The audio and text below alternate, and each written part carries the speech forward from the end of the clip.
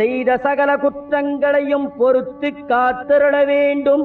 ஓம் ஸ்ரீ சத்தியமாய பொன்னு 18ஆம் படி மேல் வாழும் உள்ளாடி வீரன் வீரமணி கண்டன் காசிராமேஸ்வரம் பாண்டி மலையாளம் அடக்கியாடும் ஓம் ஸ்ரீ ஹரிகரசுதன் ஆனந்த சித்தனையனையப்ப சுவாமியே.